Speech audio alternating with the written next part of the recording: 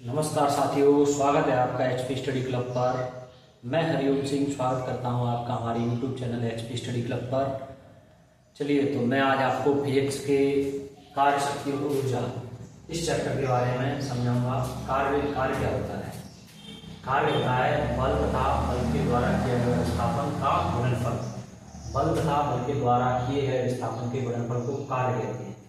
कार्य अदिश राशि है, पेपर में पूछा जाता है कार्य सदिश राशि है अदिश राशि, तो कार्य एक अदिश राशि है। कार्य का मात्रक भी पूछते हैं, तो कार्य बराबर होता है बल गुणा विस्थापन। तो बल का मात्रक होता है न्यूटन और विस्थापन का मात्रक होता है मीटर। तो न्यूटन इंटू मीटर, इसको ऐसे भी लिख देते हैं न्यूटन इंटू मीटर। कार्य को इंग्लिश में बल कहते हैं, तो डब्ल्यू बराबर फोर्स इंटू विस्थापन डिस्प्लेसमेंट। तो डब्ल्यू बराबर होता है एफ एस कॉस थीटा। इसमें अगर एफ और एस के बीच में कोई कोण बन रहा होगा तो इसका थीटा होगा वो एफ और एस के बीच का कोण होगा। ठीक है, अगर कोई व्यक्ति या किसी वस्तु पर 90 डिग्री का कोण लगा, 90 डिग्री का बल और विस्थापन के बीच में कोण है, तो किया गया कार्य डब्ल्यू बराबर एफ एस कॉस 90 हो जाएगा। कॉस 90 का मान 0 होता है, इसलिए डब्ल्यू बराबर 0 हो जाएगा। अगर कोई वस्तु या व्यक्ति वृत्तीय मार्ग में चक्कर लगा रहा है, पेपर में ऐसा क्वेश्चन आता है कि एक लड़का है वो वृत्ताकार मार्ग पर चक्कर लगा रहा है, तो बताइए उसके द्वारा किया गया कार्य क्या होगा? तो वृत्तीय मार्ग पर चक्कर लगाने वाली वस्तु का विस्थापन डिस्प्लेसमेंट जहां से शुरू हुआ वहीं आगे पहुंच गया, तो उस जगह पे आगे उसका विस्थापन शून्य हो गया, इसलिए किया गया कार्य डब्ल्यू बराबर एफ इंटू 0 बराबर 0 हो जाएगा। तो कार्य यहाँ पर 0 हो जाएगा। अगर हम दीवार में धक्का मारते हैं, दीवार पर धक्का लगाने पर अगर दीवार का विस्थापन नहीं होता है, अगर दीवार पर विस्थापन नहीं होता है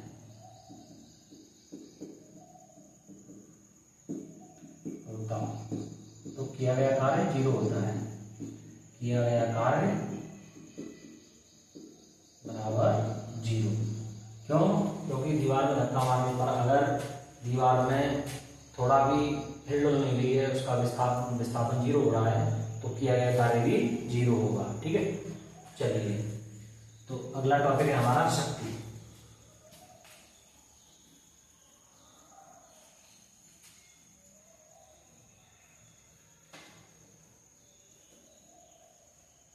अगला टॉपिक है हमारा शक्ति।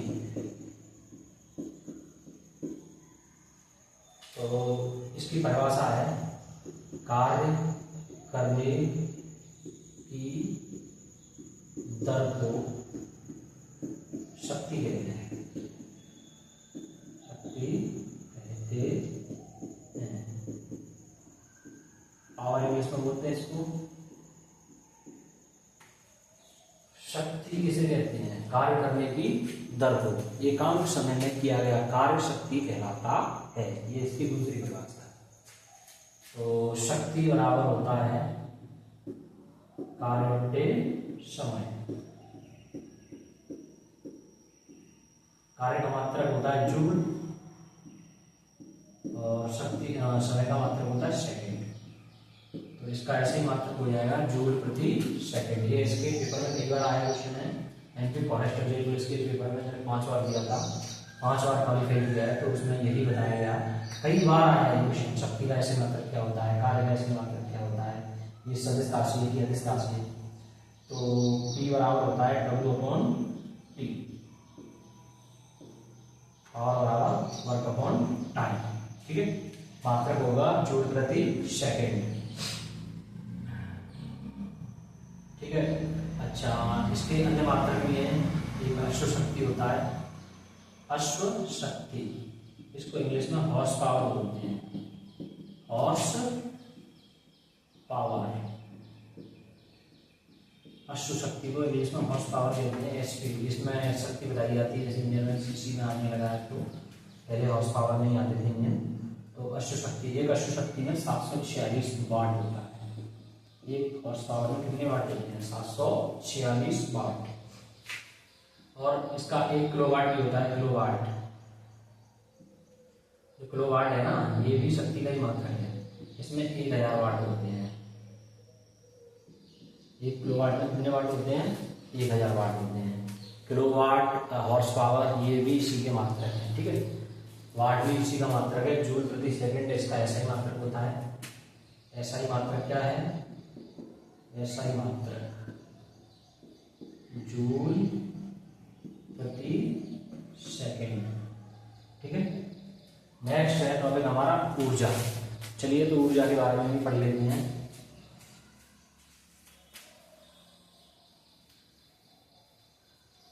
ये थोड़ा सा चेंज करना है इसमें। कार्य करने की दर को ये ऊर्जा है। पहला टॉपिक हमारा ऊर्जा। ऊर्जा को इंग्लिश में एनर्जी कहते हैं। तो कार्य करने की क्षमता को ऊर्जा कहते हैं। ऊर्जा कहते हैं। कार्य करने की क्षमता को ऊर्जा कहते हैं। कार्य करने की दर को शक्ति कहते हैं और कार्य करने की क्षमता को ऊर्जा कहते हैं। तो एनर्जी दो प्रकार की होती है। अच्छा, ई बराबर क्षमता क्या है इसको ऊर्जा दो प्रकार की होती है। ऊर्जा दो प्रकार की होती है। पहली होती है गतिज ऊर्जा। गतिज ऊर्जा इंग्लिश में इसको बोलते हैं काइनेटिक एनर्जी। Kinetic energy. गतिज ऊर्जा गतिशील वस्तुओं में जो ऊर्जा होती है उसको गतिज ऊर्जा कहते हैं। गतिशील वस्तुओं में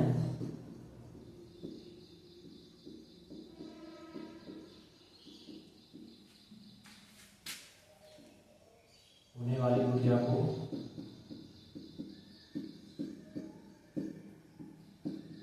गतिज ऊर्जा कहते हैं। गतिज ऊर्जा कहते हैं। एग्जाम्पल इसके चलती हुई गोली में ऊर्जा या बंदूक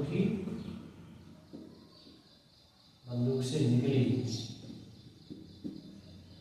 गोली की ऊर्जा, ठीक। धनुष से निकले तीर की ऊर्जा, धनुष से छोड़े गए तीर की ऊर्जा। चलती हुई बस की ऊर्जा, चलती हुई बस की ऊर्जा।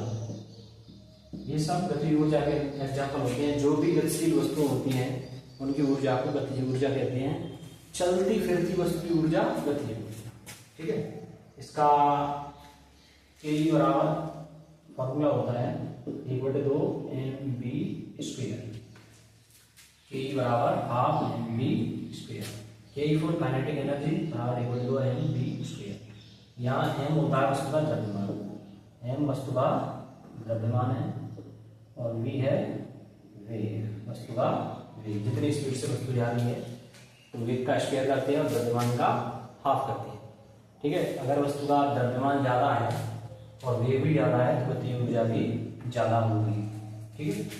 अच्छा, चलिए तो हम दूसरी एनर्जी इसकी उसको भी पढ़ते हैं। दूसरी एनर्जी हमारी स्थितिज ऊर्जा। दूसरी ऊर्जा है स्थितिज ऊर्जा। स्थितिज ऊर्जा इसको इंग्लिश में पोटेंशियल एनर्जी बोलते हैं। Potential energy. Potential energy. Potential energy क्या होती है? वस्तु की स्थिति के कारण, वस्तु की स्थिति के कारण उसमें जो ऊर्जा होती है, उसमें जो ऊर्जा होती है उसे स्थितिज ऊर्जा कहते हैं। स्थितिज ऊर्जा कहते हैं। पोटेंशियल एनर्जी कहते हैं इसको, ठीक है। आप पोटेंशियल एनर्जी मतलब कोई वस्तु स्थित है तो उसके कारण जो ऊर्जा हो रही है वो स्थितिज ऊर्जा होगी। जैसे बांध बनाकर रखे हुए पानी में ऊर्जा, अब बांध का पानी है उसमें स्थितिज ऊर्जा होगी। जैसे ही बांध की एक ईंट टूटती है तो पूरा पानी बहुत स्पीड से नीचे आता है। ऐसे ही ऊपर ऊंचाई पर एक ईंट रखी है तो ईंट के गिरने पर भी वो स्थितिज ऊर्जा गतिज ऊर्जा में परिवर्तित हो जाती है। ठीक है, तो इसी तरीके से हम इनके बारे में पढ़ेंगे। तो इसके एग्जाम्पल भी पढ़ लेते हैं। एग्जाम्पल क्या क्या है? संचित बांध के पानी की ऊर्जा। दूसरा है ऊंचाई पर स्थित ईंट की ऊर्जा। चाबी भरी घड़ी की ऊर्जा। चाबी भरी घड़ी की ऊर्जा। ये सब ऊर्जाएं स्थितिज ऊर्जा के टाइप होते हैं। ठीक है, पोटेंशियल एनर्जी इसका फॉर्मूला होता है PE बराबर mgh। पोटेंशियल एनर्जी बराबर mass into gravitational acceleration into height, मतलब द्रव्यमान गुणा वृत्तीय त्वरण गुणा ऊंचाई।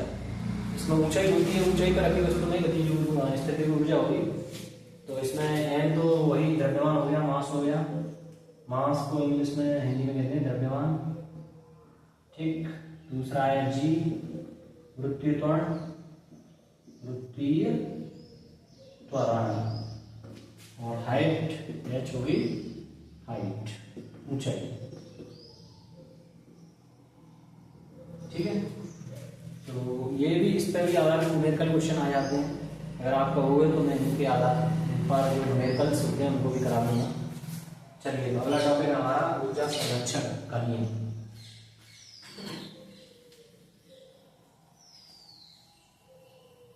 अगला टॉपिक है हमारा ऊर्जा संरक्षण का नियम। ऊर्जा संरक्षण का नियम। लॉ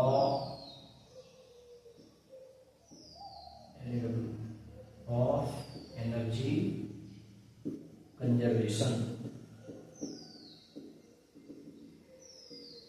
ऊर्जा संरक्षण का नियम।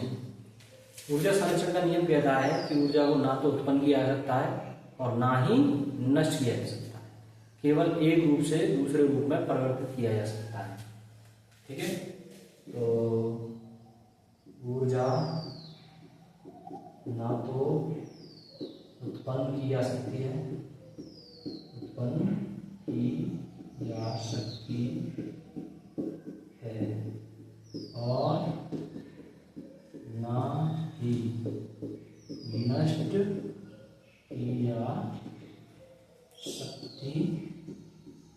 जा सकती है।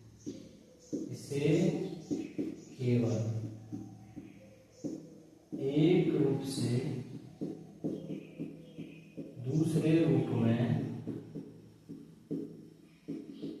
बदला जा सकता है।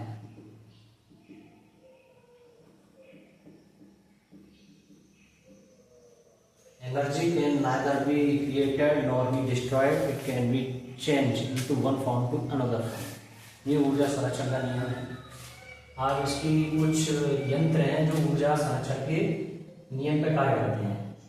तो ऊर्जा रूपांतरित करने वाले उपकरण, ऊर्जा रूपांतरित करने वाले उपकरण कौन कौन से इंस्ट्रूमेंट है, वो क्या क्या चीज को बदलते हैं। अगर हमें विद्युत ऊर्जा से विद्युत ऊर्जा को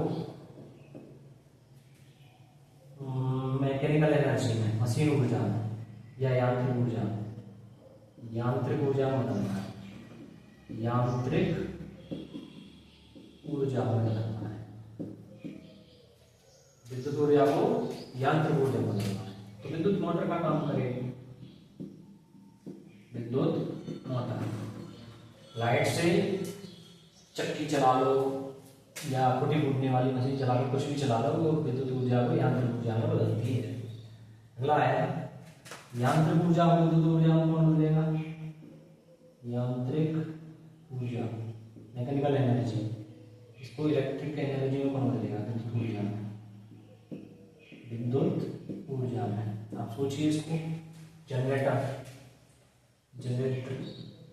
या डायनामो, इसको डायनामो भी कहते हैं, डायनामो, ठीक है। अच्छा, विद्युत ऊर्जा को ध्वनि ऊर्जा में, विद्युत ऊर्जा को ध्वनि ऊर्जा में लाउड स्पीकर बदलता है, लाउड स्पीकर।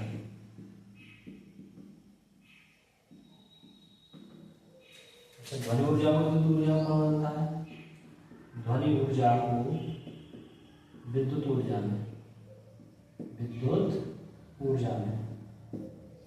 ये माइक्रोफोन बदलता है, माइक्रोफोन, ये ध्वनि ऊर्जा को विद्युत ऊर्जा में बदलता है।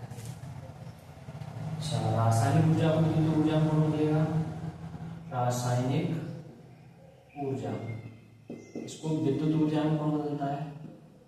विद्युत ऊर्जा, इसको बदलता है विद्युत सेल। केमिकल एनर्जी को इलेक्ट्रिक एनर्जी में कौन बदलता है? सेल। इसी प्रकार सौर ऊर्जा को विद्युत ऊर्जा में सोलर सेल बदलता है, ठीक है। ऐसे ही जो विद्युत बल्ब है वो इलेक्ट्रिक एनर्जी को हीट एनर्जी में और लाइट एनर्जी में कन्वर्ट करता है, प्रकाश ऊर्जा और ऊष्मीय ऊर्जा में। अच्छा, विद्युत ऊर्जा को ऊष्मा में कौन बदलता है? हीटर बदलता है। तो इस तरीके से बहुत सारे इंस्ट्रूमेंट हैं जो एक दूसरे को एनर्जी ट्रांसफॉर्मेशन में काम आते हैं। तो ये सब मैं आपको एक PDF फॉर्म में भी दे दूंगा, जिससे आपको ज़्यादा तकलीफ ना हो, ठीक है। आज के लिए हमारा टॉपिक इतना ही है। अगला टॉपिक है हमारा दाब, इसको मैं कल पढ़ाऊँगा। चलिए, आज के लिए नमस्कार, प्रणाम, और चैनल को सब्सक्राइब करिएगा। आपकी सपोर्ट से हम आगे बढ़ेंगे। धन्यवाद।